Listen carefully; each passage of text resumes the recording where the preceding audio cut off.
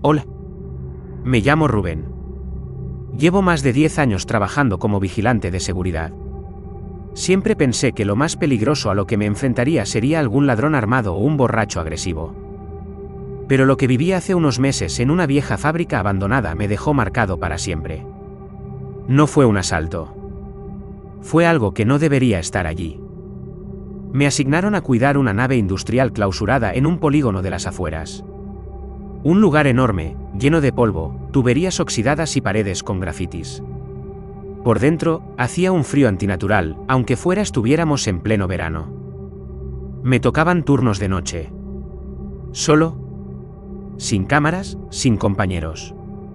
Solo un balque conectado a la central, pero con una cobertura pésima. La primera noche fue tranquila, aunque los crujidos del metal y el eco de mis pasos me tenían con los nervios de punta. A eso de las 3 de la mañana, escuché algo que me puso la piel de gallina, pasos. Claros. Lentos. No eran ecos de los míos. Apagué mi linterna y me quedé quieto, conteniendo la respiración. Los pasos venían desde la zona de los vestuarios, un área que se supone llevaba años sellada. Fui hasta allí, con el corazón a 1000. Empujé la puerta con cuidado y el chirrido resonó como un alarido. Dentro, no vi a nadie, al principio. Pero sobre los bancos llenos de polvo, había huellas recientes. Huellas mojadas. Como si alguien acabara de salir de la ducha. Entonces lo escuché, un llanto. Suave, apenas un murmullo. Venía desde el fondo. Avancé con la linterna temblando en mi mano, al girar una esquina, lo vi. Un hombre. O algo parecido. Estaba de espaldas, desnudo, encorvado, y parecía murmurar algo con una voz ahogada. Cuando lo apunté con la linterna, se detuvo. No giró la cabeza, pero su cuerpo empezó a retorcerse como si los huesos se le dislocaran. Dio un paso hacia mí y entonces, la linterna se apagó. ¿Corrí? No recuerdo cómo salí. Tropecé, caí, me golpeé la rodilla, pero no me detuve. Cuando llegué a la garita, llamé a la central a gritos, pero la radio solo emitía estática. Al día siguiente, pedí el cambio de puesto. Nadie me creyó. Dijeron que seguramente me había quedado dormido y lo soñé. Pero aún tengo la rodilla rota para demostrar que aquello fue real. Una semana después, otro vigilante ocupó mi lugar. Duró 3 noches. Luego renunció sin dar explicaciones. Y lo peor es que, a veces, cuando cierro los ojos por la noche, aún escucho ese llanto. Hola, soy Miguel. Llevo años trabajando en seguridad privada y he pasado por lugares bastante complicados, pero ninguno tan inquietante como el psiquiátrico donde estuve de guardia hace unos meses, en las afueras de la Ciudad de México, en la delegación Tlalpan. No era un edificio abandonado ni un hospital viejo y vacío, este lugar seguía funcionando, con pacientes internos y personal en turnos rotativos. Y eso fue lo que hizo todo mucho más perturbador. Me contrataron para hacer el turno nocturno en la sección más aislada del hospital, el área de pacientes con trastornos graves, muchos con historia de violencia y episodios psicóticos intensos. Al principio, pensé que sería un trabajo rutinario, patrullar, asegurarse de que nadie se fugara y ayudar al personal médico si hacía falta. Pero esa noche, nada fue normal. El edificio es enorme, con pasillos largos y angostos, luces fluorescentes que parpadean y un silencio que parece absorber el sonido. Los pacientes están en habitaciones cerradas, algunas con ventanas pequeñas y reforzadas, otras con puertas metálicas y sistemas de vigilancia. Todo bajo control, según decían. Comencé mi ronda a las 10 de la noche. Caminaba por los pasillos, revisaba puertas y ventanas, y hablaba con el personal que encontraba. Todo parecía tranquilo, pero había una atmósfera extraña, como si algo pesado y oscuro flotara en el aire. En una sala de descanso, la enfermera me comentó que algunos pacientes habían estado quejándose de voces, de ruidos extraños y sensaciones de presencia. Pensé que sería paranoia o efectos secundarios de medicamentos, pero no podía quitarme la sensación de que algo no encajaba. Cuando pasé por el pasillo 7, escuché un susurro. Al principio creí que era la ventilación o el eco de mis propios pasos, pero era una voz humana, clara, aunque muy baja, Paré y apunté la linterna hacia la puerta de una habitación. La voz decía: «No me dejes aquí, ayúdame». Toqué la puerta, pero no hubo respuesta. La enfermera me dijo que esa habitación estaba vacía hacía semanas, pero el sonido seguía. Decidí investigar un poco más y entré a una sala común. En el centro había una vieja televisión apagada y, a un lado, una silla mecedora que se movía sola. Al principio pensé que era el viento, pero la sala estaba cerrada y sin corrientes. De repente, sentí un frío intenso detrás de mí y una presencia que me heló la sangre. Me giré rápido, pero no había nadie. Seguí mi ronda, intentando ignorar lo que había pasado, hasta que llegué al ala oeste, la zona más restringida. Allí se encontraba un paciente conocido por sus episodios violentos y su historial de intentos de fuga. La puerta estaba cerrada, pero escuché golpes rítmicos desde dentro. Llamé a enfermería, y me dijeron que el paciente estaba calmado y dormía. Los golpes continuaron, cada vez más fuertes. Entonces, la puerta se abrió lentamente por sí sola. Nadie estaba visible, pero una figura oscura apareció en el umbral. Era alta, delgada, sin rostro definido, solo una sombra. Mi linterna parpadeó y se apagó por completo. El silencio se rompió con un grito desgarrador que parecía salir de todas partes y de ninguna a la vez. Salí corriendo, el corazón a punto de estallar. Llamé a la central y pedí refuerzos. Cuando volvimos con el equipo, la puerta estaba cerrada y el paciente dormía plácidamente. Nunca se encontró explicación. Desde entonces, he dejado ese trabajo. Pero cada vez que cierro los ojos por la noche, aún siento esa presencia. Y sé que no era imaginación. Hola, soy vigilante nocturno. Mi nombre no importa. Quiero contar esto por si algún día alguien más tiene que entrar ahí. Si lo hacen, que no estén solos. Yo estuve solo. Y eso, casi me mata. Trabajo desde hace años en seguridad privada. He pasado por fábricas abandonadas, hoteles clausurados y hasta un crematorio en ruinas. Pero lo que viví en el Hospital Psiquiátrico de San Andrés de Cholula, en Puebla, fue otra cosa. Ese lugar sigue funcionando. Es decir, hay pacientes, médicos, enfermeros, pero hay sectores que ya no se usan desde los años 90. Y ahí fue donde me tocó hacer guardia. Una noche de viernes me asignaron una ronda en el pabellón sur. Según los superiores, había reportes de movimientos extraños, puertas abiertas, luces parpadeantes, incluso alarmas que se activaban solas. Pensaron que sería algún interno escapando por ahí. Me enviaron a revisar. Cuando crucé la reja del ala abandonada, algo cambió. El aire era más denso. Olía a humedad, pero también a medicamento viejo. Había habitaciones tapiadas con tablas, camas oxidadas, camisas de fuerza tiradas en el suelo y papeles médicos regados. En una de las puertas decía: Sala 5, pacientes no verbalizantes, sujeto experimental. No me pareció raro. He visto hospitales con historias trágicas antes. Pero entonces pasó lo primero. Mientras alumbraba con la linterna, escuché cómo se arrastraban unas sillas de metal. Pensé que era una corriente de aire, hasta que una silla del comedor se arrastró lentamente frente a mí, haciendo un chirrido infernal. Me detuve en seco. No había nadie. Pero se movió sola, eso te lo juro. Di la vuelta para salir, y ahí fue cuando lo escuché, una risa seca, infantil, provenía de dentro del baño. Me acerqué lentamente. El lavabo estaba lleno de algo negro. No era agua. No era sangre. Era como alquitrán. Me agaché para alumbrar el interior, y al levantarme, en el espejo empañado, vi una figura detrás de mí. Deforme. Sin ojos. Solo una sonrisa amplísima y oscura. Pero al girarme, no había nada. El espejo se rajó solo. Una línea limpia, en diagonal, como un tajo. Volví corriendo a recepción. Pero nadie me creyó. Dijeron que el pabellón sur siempre había sido raro.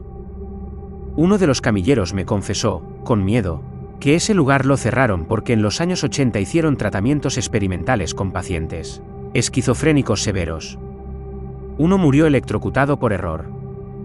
Otro se suicidó mordiendo los cables del electroshock. A una mujer la dejaron encerrada 2 semanas en una celda sin comida por un protocolo de aislamiento sensorial. No volvió a hablar. ¿Murió después? O eso dijeron. Aún así, me asignaron otra ronda al siguiente viernes. Esta vez fui armado con una cámara pequeña en el chaleco. Grabé todo. La hora exacta, 2:37 de la madrugada.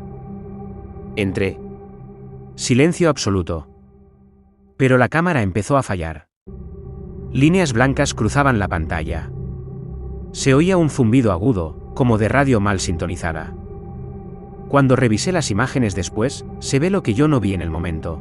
Una figura sentada en la cama del fondo, que al enfocar bien, parece levantar la cabeza y mirarme directamente a la cámara. Yo no vi eso. Pero la cámara sí.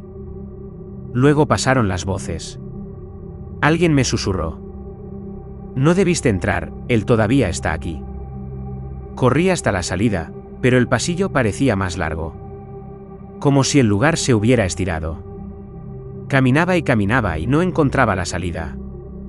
En algún momento me desmayé. Me encontraron 2 horas después, acostado en la camilla del paciente experimental. Me dieron 3 días de descanso. No volví a pisar el pabellón sur. Pero lo peor es esto, cuando duermo, escucho esa risa infantil en mi oído. Siempre a las 2:37 de la madrugada. Y en el reflejo del televisor apagado, a veces, veo esa sonrisa. La misma. Si vas a trabajar como seguridad en un hospital psiquiátrico, nunca vayas solo al ala abandonada. Porque ahí, no todo lo que camina está bien. Hola, mi nombre es Iván. Tengo 41 años y desde los 22 trabajo como vigilante de seguridad. Nunca he sido supersticioso. No creo en brujería, fantasmas, ni nada de eso. Pero lo que viví en una clínica psiquiátrica ubicada en Amecameca, Estado de México, me hizo replantearlo todo. Y sé que muchos no me van a creer, pero no me importa. Esa clínica privada, a simple vista moderna, limpia y normal, fue construida sobre los terrenos donde antes estuvo el manicomio más famoso y oscuro de México, La Castañeda. Oficialmente cerró en 1968, pero según varios registros, los cuerpos de decenas de pacientes fueron enterrados de forma clandestina, algunos usados para experimentos, otros simplemente desaparecieron. Cuando me asignaron ahí como vigilante nocturno, me dijeron que era un sitio tranquilo. Solo debía hacer rondas cada 2 horas. Pero desde la primera noche supe que algo no estaba bien. A las 2 de la madrugada en punto, todas las luces del pabellón B, el más antiguo, se apagaron.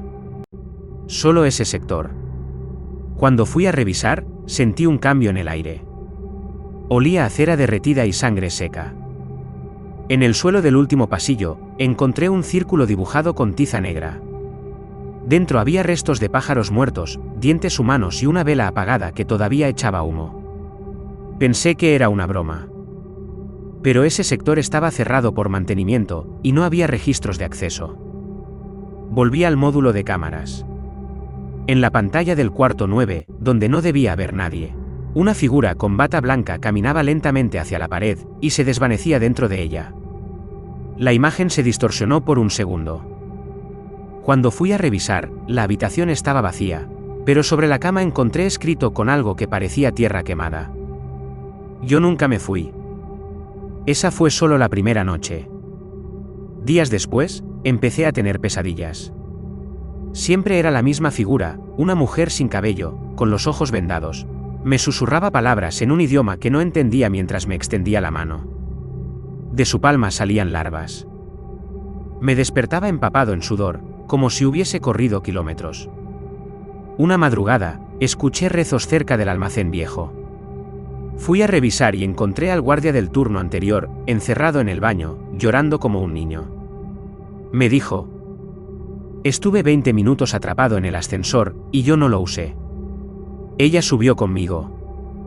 Renunció esa misma noche. No volvió jamás. La gota final fue un sábado. Un interno desapareció en plena madrugada. Las cámaras no mostraban nada. Buscando con un enfermero, llegamos a una trampilla oculta bajo una alfombra en el pabellón C.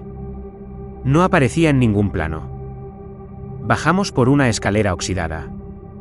Llegamos a un pasillo de ladrillo, sin iluminación, con las paredes húmedas.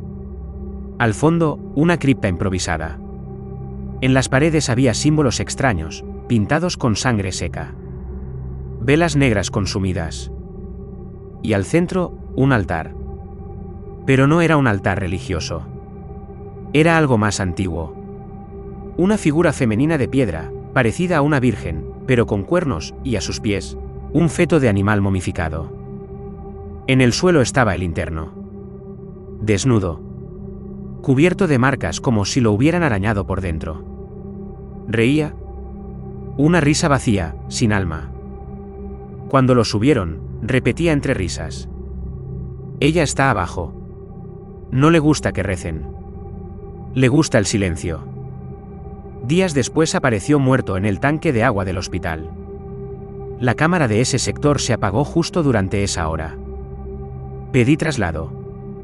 Ya no podía más. Pero antes de irme, un médico del turno de noche me llamó aparte. Usted bajó, ¿verdad? Sí. No es el único. Aquí abajo se hizo algo hace décadas. Rituales, experimentos, sacrificios. Algunos psiquiatras creían que el sufrimiento extremo abría puertas en la mente, y algo respondió desde el otro lado. ¿Qué cosa? Le pregunté. Él bajó la mirada. No sé. Pero no era humano. No dormía.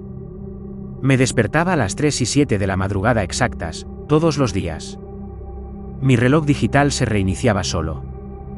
El análogo se detenía. Y cada noche escuchaba pasos en el techo. Pero vivía en planta baja. Una noche, en la pared de mi habitación, apareció escrita una palabra con ceniza. Desciende. Volví a la clínica, ya sin uniforme. Dije que iba a entregar un expediente. No era verdad. Quería respuestas. Un conserje viejo, don Galo, me reconoció. Me dijo que yo había visto lo de abajo. Le pregunté qué significaba. Ese altar no es lo peor, me dijo. Hay uno más profundo. Donde los médicos hicieron un pacto. Me mostró un antiguo cuaderno de notas con fechas del año 1954. En él, psiquiatras anotaban rituales que combinaban rezos en náhuatl, ayunos prolongados y sacrificios de pacientes resistentes. Lo llamaban el método del umbral. Decían que al alcanzar el silencio absoluto y la desesperación, el alma se abría como una puerta, y algo entraba. Desde entonces, lo sé. Lo que está ahí abajo no es un espíritu. Es algo que habita ese lugar. Que se alimenta de los que bajan. Que se queda con algo de ti. Han pasado meses. Ya no trabajo ahí.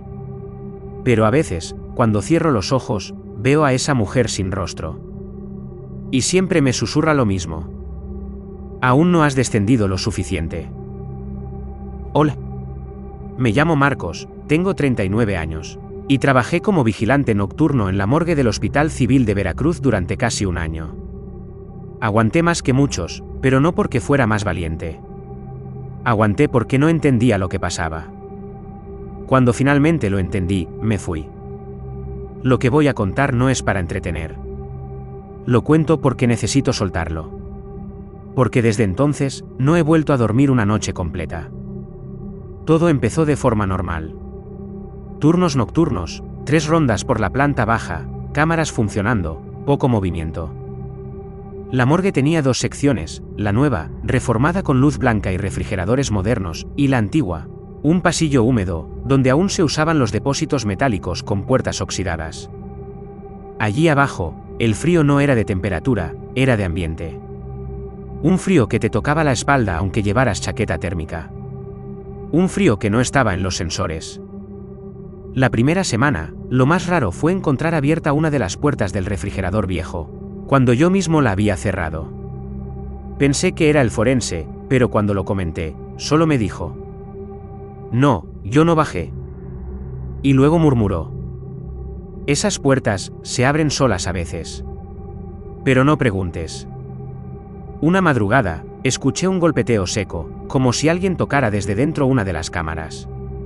3 golpes. Pum, pum, pum. Me congelé. ¿Literal? El ruido venía de la bandeja 4. Me acerqué, temblando, y la abrí. Vacía. Solo una mancha oscura en el fondo, como si alguien hubiese escupido algo. Al tocarla con la linterna, vi que era sangre seca, pero fresca en los bordes. Como si alguien hubiera sangrado dentro recientemente. Y nadie había usado esa cámara esa noche. Días después, encontré al auxiliar de limpieza vomitando en el pasillo. Le pregunté qué pasaba y solo dijo: la vi. No tiene ojos. Está en el pasillo de atrás. No quise saber más. Pensé que estaba drogado. Pero esa noche, mientras revisaba las cámaras, en el monitor de la sala antigua apareció una figura caminando entre los refrigeradores. Blanca, de cabello largo, arrastrando una pierna. La cámara comenzó a parpadear. Grabé con el móvil, pero el vídeo se guardó completamente negro. Cuando fui en persona, no encontré a nadie. Pero en el suelo, frente a una de las puertas, alguien había escrito con uñas algo en la pintura: sigo fría. Una noche me tocó recibir un cuerpo.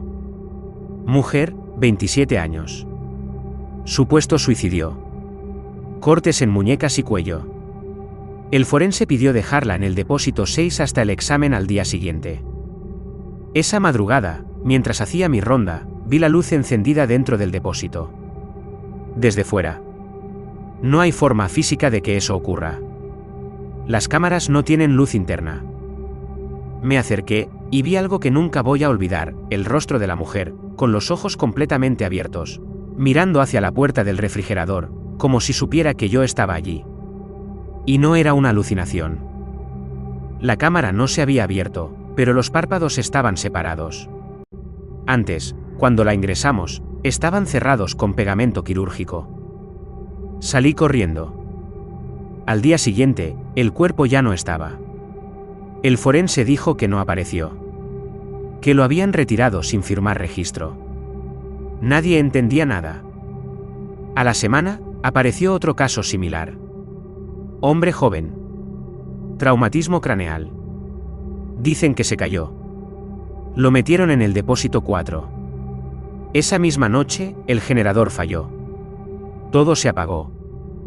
Tuve que bajar con linterna.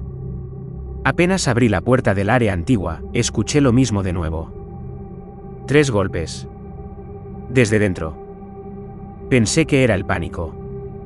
Pero cuando pasé frente al depósito 4, vi una sombra parada junto a la puerta, como una figura humana encorvada, pero con la cabeza torcida completamente hacia atrás. La linterna falló. Cuando volvió la luz, no había nada. Después de eso, todo se volvió más constante.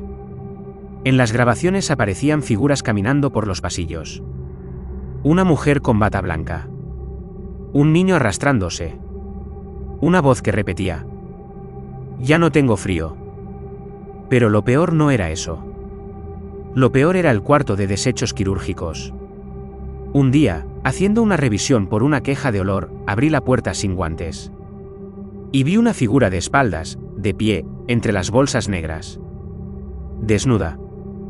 Con la piel blanca como calorías. Cuando me vio, se arrojó hacia mí sin hacer ruido. Cerré la puerta y grité. Cuando llegaron los camilleros, no había nadie dentro. Solo bolsas y formol. Una enfermera del turno diurno me confesó que el hospital solía esconder cuerpos irrecuperables, en la sección antigua de la morgue, en los años 80. Nadie los reclamaba. Ni autopsia, ni papeles. Solo se incineraban o desaparecían. Ella misma oyó historias de la delgada, una mujer sin ojos que recorría los pasillos en busca de su cuerpo perdido. Un médico más veterano me dijo: aquí no son fantasmas. Aquí son restos de errores. Gente olvidada. Y algunos no quieren ser olvidados. Mi última noche allí fue hace 6 meses. A las 2:33 de la madrugada, el monitor de cámaras se puso completamente rojo. Todas las pantallas.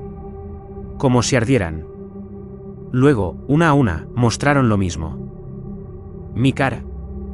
Pero con los ojos vacíos. Sin expresión. Como muerto. Cuando me levanté para correr, ya no estaba en la sala de cámaras. Estaba en el pasillo de los refrigeradores, frente al depósito 4. Sin haberme movido. Y escuché una voz, que no era mía, dentro de mi cabeza. Tú también, te vas a enfriar. No recuerdo cómo salí. Solo sé que amanecí en el baño del primer piso, con sangre en la nariz y los pies mojados. El médico me firmó la baja. Nunca volví. Pero desde entonces, sigo sintiendo el frío. Aunque esté en mi casa. Aunque sea de día. Aunque me abrace a alguien. Y a veces, en sueños, escucho 3 golpes. Pum. Pum. Pum.